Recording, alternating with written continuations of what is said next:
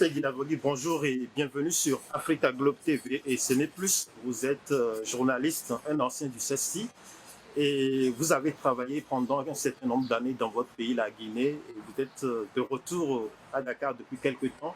Alors, bienvenue encore sur nos chaînes et je vous laisse vous présenter à nos internautes. Bonjour à tous les internautes de Africa Globe TV et Ce n'est plus. Oui.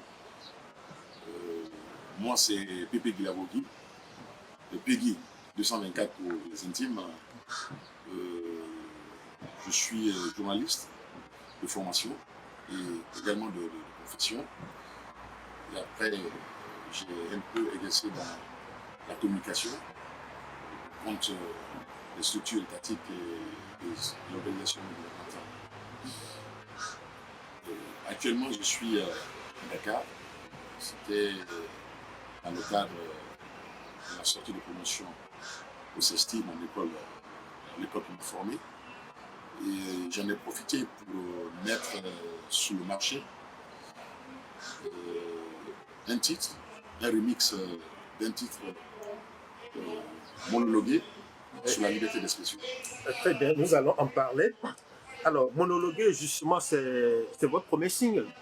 C'est mon premier single, mais c'est un remix parce qu'en 2012, dans le contexte des élections présidentielles au Sénégal, j'avais sorti le single, mais qui avait une approche un peu journaliste sur les questions liées à la liberté de la presse, à la liberté d'expression. Et cette fois-ci, dans le cadre du contexte purement guinéen, marqué par les violations des droits des citoyens, alors j'ai essayé de réactiver la fibre artistique pour remixer ce titre et donner une autre dimension à la chanson, au contenu, pour interpeller directement les autorités actuelles de la Guinée. Très bien. Justement, est-ce que vous pouvez nous décrire avec un peu plus de précision le contexte sociopolitique qui prévaut actuellement en Guinée depuis l'avènement du général Doumbia? Oui, vous savez, en 2020, on a assisté à un forcing du professeur Alpha Condé pour un troisième mandat anticonstitutionnel. Et vous-même, vous savez, parce que la Guinée était sous le projecteur de l'Afrique et même du monde entier par rapport à ces élections dont les enjeux étaient énormes et risqués pour le pays. Et après ce forcing, un matin du 5 septembre, on a assisté à l'avènement d'une junte militaire au pouvoir dirigée par le colonel, alors le colonel Mamadi Doumbouya, qui est aujourd'hui devenu général d'armée à la tête d'une unité qu'on appelle les forces spéciales. Et le colonel à l'époque, il a fait des promesses et ces promesses étaient dans l'esprit, en tout cas d'une frange importante de la population guinéenne. Ça avait séduit les populations. Ça avait vraiment séduit la population, en tout cas une bonne partie de la population, parce que l'ancien régime, le régime dessus, avait quand même dessus pas mal de Guinéens en termes de gouvernance, en termes de victimes, voilà, les victimes jeunes, les victimes politiques, les victimes d'opinion. Et cette population a vraiment applaudi cette équipe qui venait de prendre les rênes du pouvoir en Guinée. Le mot d'ordre ou les mots-clés de son discours se résumaient à la lutte contre la corruption, qui faisait lésion dans le régime précédent, la politisation à outrance de l'administration, l'ethnostratégie, le culte de la personnalité, le pillage des deniers publics, j'en passe. Et vraiment, c'était un discours vraiment qui avait réellement séduit, et surtout la jeunesse.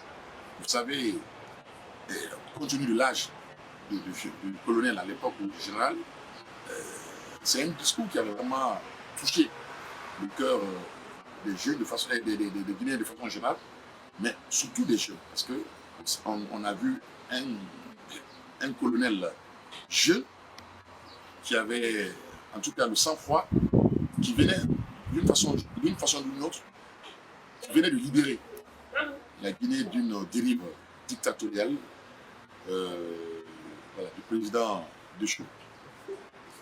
Voilà un peu le contexte qui avait prévalu à l'avènement du colonel et son équipe à la tête du pays.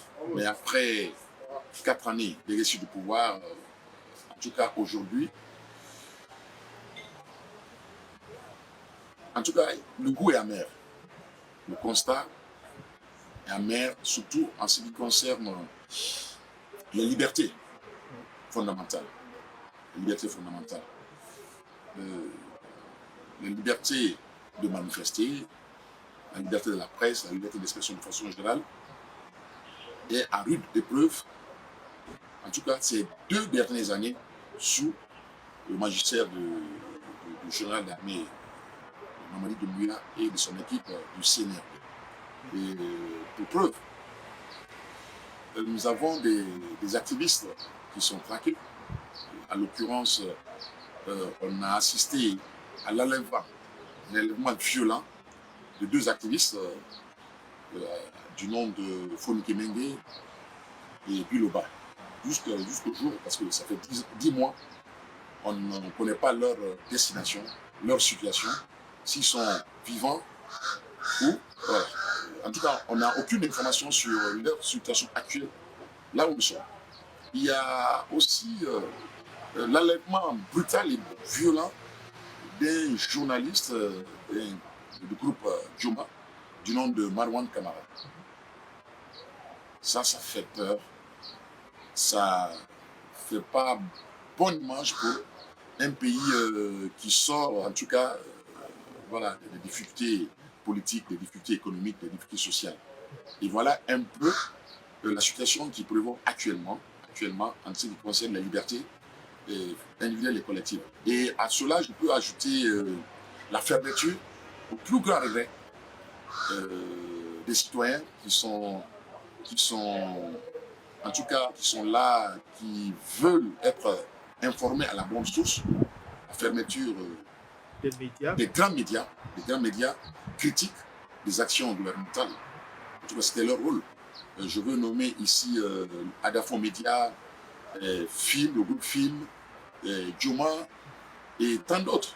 Aujourd'hui, le peuple est réduit à un monologue collectif. Un monologue collectif. Il faut le dire, il ne faut pas, en tout cas, avoir peur des mots. Au-delà, voilà, de quelques réalisations au niveau infrastructurel. Les réalisations, on va en infrastructurel, ça n'a rien à voir avec la situation politique, ça n'a rien à voir avec la situation sociale que nous vivons actuellement en Guinée. Bon, à votre avis, est-ce que le colonel, au départ, est-ce que ses intentions étaient bonnes et honnêtes et que c'est au fil du temps, quand il a goûté au pouvoir, qu'il a pris goût et qu'il a changé radicalement? Est-ce qu'on pouvait lui accorder une confiance au début quand il est arrivé? En fait, au départ, on voyait un colonel très sincère dans son adresse à la nation. C'est son premier discours. Moi, personnellement, j'étais vraiment séduit. Voir un jeune qui a pris le courage, bien que nous savons la manière dont ce coup de force s'est passé. On ne peut pas se réjouir. Parce que selon les observateurs, jusqu'à preuve du contraire, c'est le coup d'État le plus sanglant dans toute l'histoire de la Guinée. Ah bon? Le plus sanglant. De toute l'histoire du pays. De toute l'histoire du pays. Qui en a connu plusieurs. Hein? Oui, on a connu, je crois, 2 ou 3 coups d'État et plusieurs tentatives de coup d'État. Voilà. Mais c'est un coup d'État qui a été fait du vivant d'un président. Les autres coups d'État, c'est à la mort. C'est-à-dire une prise de pouvoir par l'armée. Ce n'est pas un coup d'État dans le jargon traditionnel. Mais c'est la première fois qu'un président en exercice est démis de ses fonctions par l'armée. La première fois. Et selon les observateurs, parce que peut-être le moment viendra pour qu'on puisse écrire la vraie histoire de ce qui s'est passé voilà, au matin du 5 septembre, mais selon les observateurs avertis, c'est le coup d'État le plus sanglant de toute l'histoire du pays. Au départ, franchement, moi, personnellement, j'étais séduit par le discours, le premier discours lu à la télévision par le général et son équipe. Donc, en Son fait, équipe, il y avait une sincérité. Et au fil du temps aussi, les interviews qu'il accordait, les premiers actes qu'il posait étaient rassurants. Mais au fil du temps, c'est cette legacy du pouvoir, l'épreuve du pouvoir, en train peut-être d'attraper cette équipe à la tête du pays. Et aujourd'hui, à vrai dire, en tout cas, les Guinéens avertis peuvent, sans se tromper, dire que bon, il y a des inquiétudes. Il y a des doutes à plusieurs niveaux que nous sommes en train de constater. Et si le tir n'est pas fait à ce stade-là, nous pensons que nous allons vers un lendemain incertain. Je pèse mes mots et on ne le souhaite pas pour notre pays parce que nous avons nos familles, nous avons nos enfants, nous avons nos soeurs, nous avons nos amis dans le pays. donc, en fait, aujourd'hui, les espoirs qui avaient été placés en lui sont déçus. Alors, est-ce que la situation est telle que certains Guinéens peuvent regretter Alpha Condé?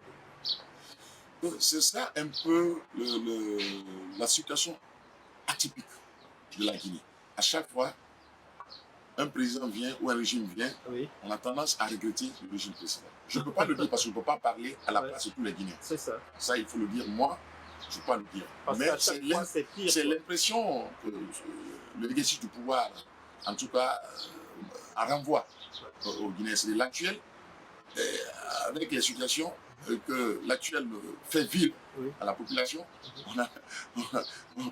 On a l'impression que on regrette le régime précédent, ainsi de suite. Ouais. Ça, c'est vraiment une observation personnelle. Et je pense que la plupart de mes compatriotes, certainement, ont fait la même observation. C'est un peu regrettable. Oui. On pense que si il y a du nouveau, ce nouveau, quand même, doit nous faire oublier l'ancien.